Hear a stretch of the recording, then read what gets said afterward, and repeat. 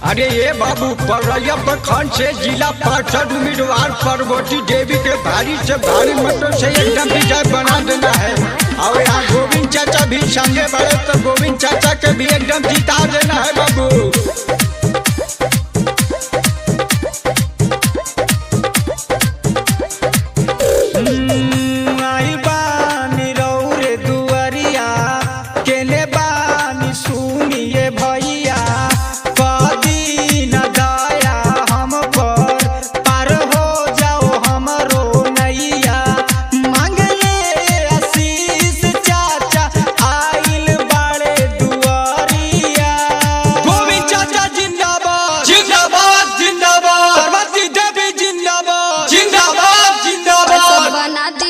करी हाथ जोरिया पार्षद बना दी हम करी हाथ जोरिया।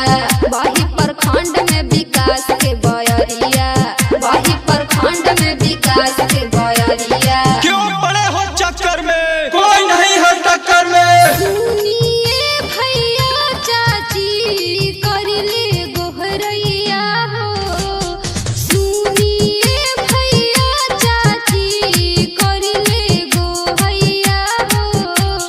चाची पार्वतिया जी के बचैहा तू लजिया हो, चाची पार्वतिया जी के एक बेर कक विश्वास देखे चाचा मनवा के पूरा सब आस होई हो।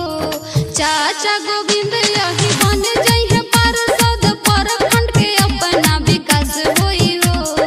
गोविंद चाचा जिंदाबाद जिंदाबाद जिंदाबाद, पार्वती देवी जिंदाबाद जिंदाबाद जिंदाबाद। क्यों पड़े हो चक्कर में, कोई नहीं है टक्कर में। बीजेपी के झंडा